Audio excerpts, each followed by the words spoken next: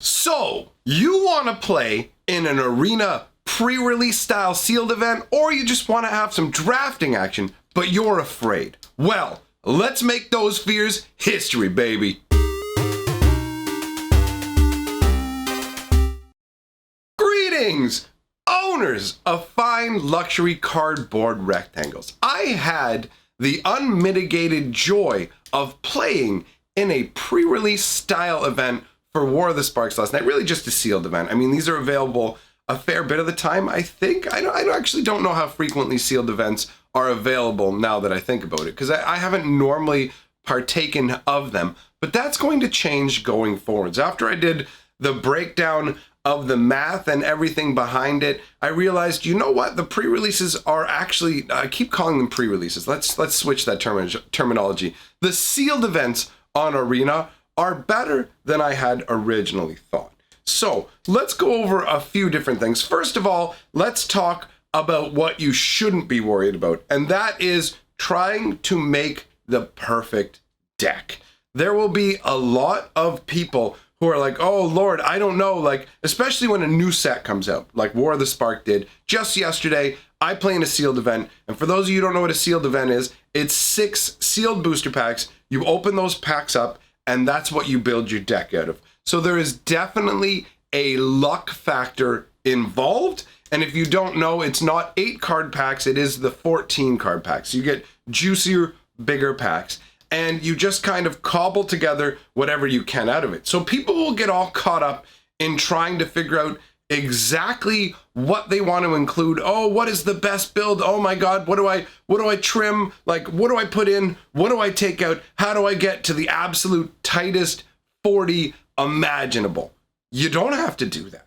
You genuinely do not have to do that. Honestly, all you have to do is pick either what you think are the strongest rares or what you think is the coolest stuff to play with, and just start from there.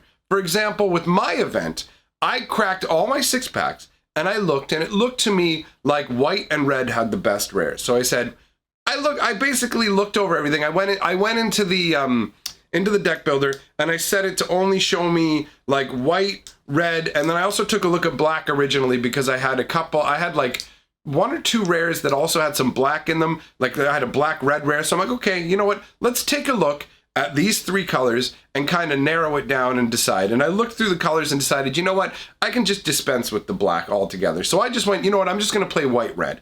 And I grabbed every single white red card out of the pile. That's what I did. I just shoved them all into a deck. Now, instead of me telling you what the result is, I'm actually going to let Desolator Magic tell you what the result was. Speaking of crazy stories, formerly MTG Purple, now the Magic Historian, on live stream, so he didn't fake this. I watched the whole damn thing. He entered one of these tournaments, literally just looked at the rares, and he's like, okay, that's the best color rares, dumped in 100% of the white and red spells, all of them, and then went 7-0 with that deck.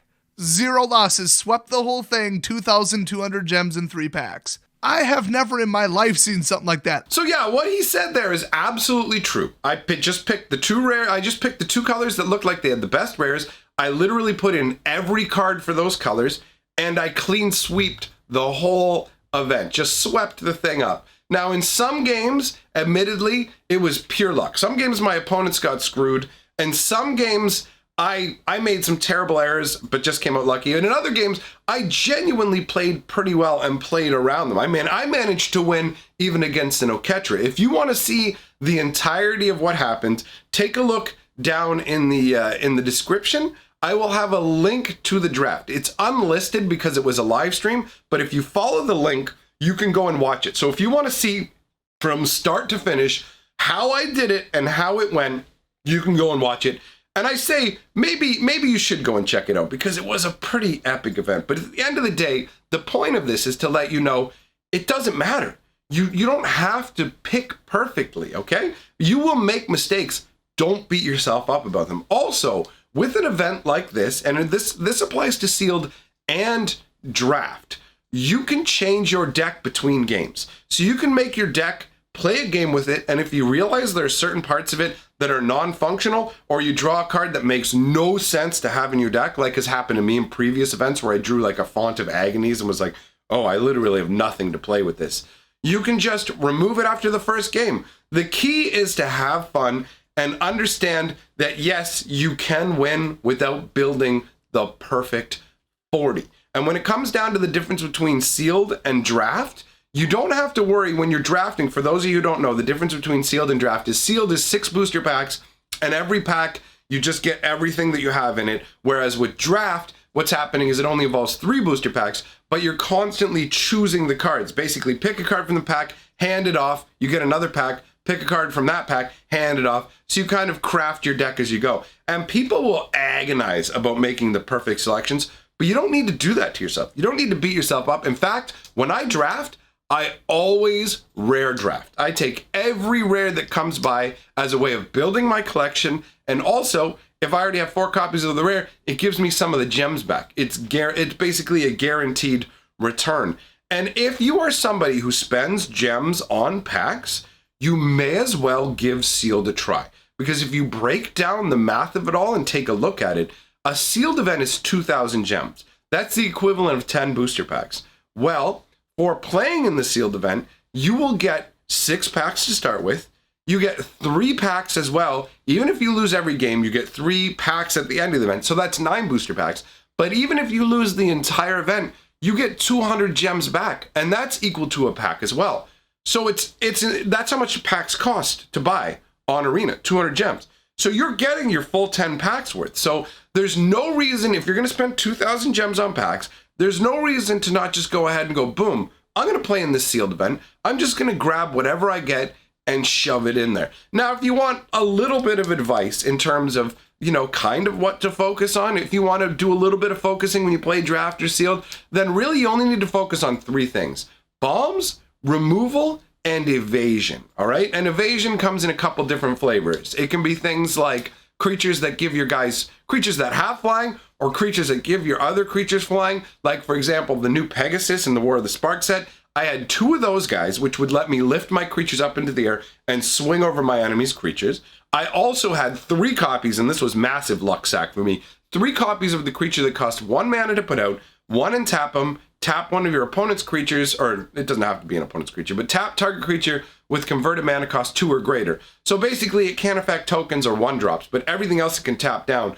And those guys came in extremely handy. I was able to play off against incredibly difficult cards like Oketra. Oketra is one of the grossest cards that you are going to run into in a sealed environment.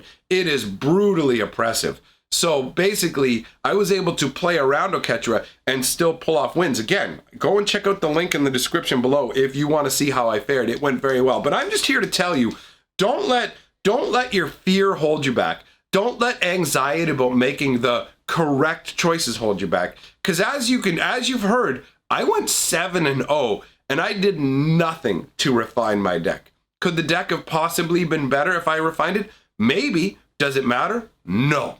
I had a fantastic time. At the end of the day, I spent 2,000 gems to play in the event. I won the whole thing and got 2,200 gems back. So the event was more than free for me. I got all the cards in the booster packs and had a lovely time. So I think that people get way too up in their head worrying about like, what's the best strategy? Honestly, the best way to learn a format, like specifically when it comes to drafting, if you want to get good at drafting, here's what you do.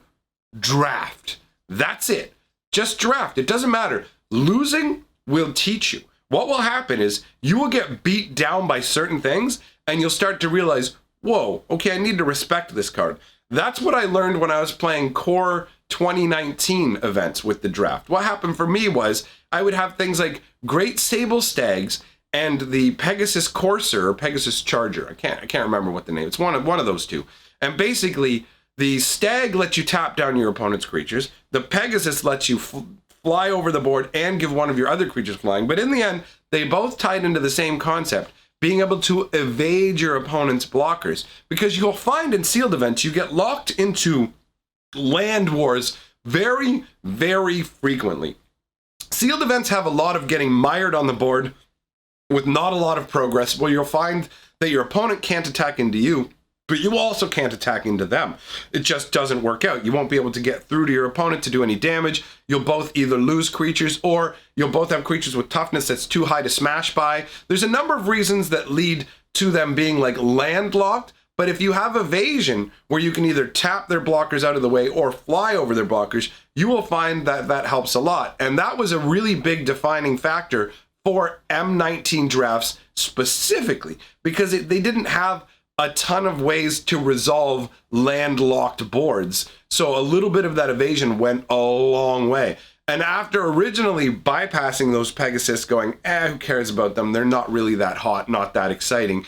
After getting stomped out by them a number of times, your brain goes, wait a minute, I am getting wrecked by these things. There's got to be something to this. So then you end up trying it. You experiment. You grab these cards yourself and go, whoa, actually, you know what? This thing is great. This is an all-star. I went from being meh about those cards to being like, they're high-ranked picks. Now, again, I'm a rare drafter. I use drafting to build my collection because it's better than just opening packs. My advice to you is, if you're just going to open packs anyways, if you're spending your gold, don't spend 3,000 gold buying 3 booster packs. Save it up until you have 5,000 gold. Use it to play in an event.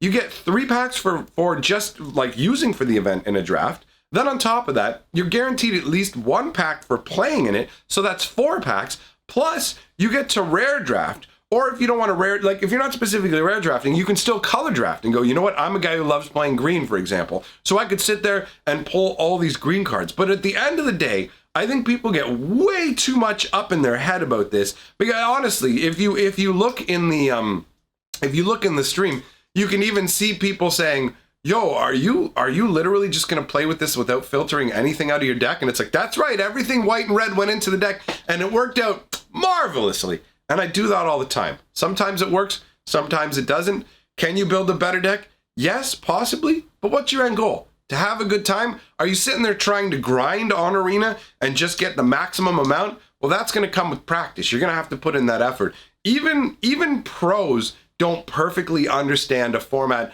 until they get in it. You can have an idea of what a format is by looking at it, but you can't perfectly understand it. Nobody has that capability. That's why you will see other cards rise to prominence as seasons progress in standard and things like that. The environment may not have changed that much, but new understanding is gained, and it's gained through experience. So if you sit back on the sidelines and you act afraid all the time and you worry too much, you're just ruining your own enjoyment. At the end of the day, you're sitting alone in front of a computer screen. There's nobody really there to even, it's not like your mom's gonna come over and be like, I'm sorry I ever birthed you. You're a failure at Arena. Don't let that hold you back. Fear will hold you back in life. Just get in there and have some fun, my friends. And that's really all I have to say. Let me know what your guys' opinions are on this video, because honestly, I don't know if this kind of advice is useful for you. Is this something that you needed to hear, something you're happy to hear, or was this video just a waste of your time? Because I don't know, but for me, as long as there's some people who found this useful and went, you know what, I am going to give it a try. Thanks for letting me know I don't need to be afraid of this and I'm having fun, then the video was worth it. Otherwise, well, whatever, I stole some time from your life and you're never getting it back, chump. Ha ha! So thanks for being here, my friends. We're going to roll the golden scroll. The people have my back on Patreon or through channel memberships. We are welcoming a brand new member to the scroll, Rebecca S. Thank you for joining my Patreon. In all honesty, between channel memberships and Patreon, I much prefer Patreon. I get a higher percentage of the funds, and on top of that, it lets me know each month exactly what I'm getting at the beginning, so I can use that to plan more effectively for my channel. So thanks very much for that support. To everyone, I say thanks for being here. I'm heading out. For now, I'm history, baby.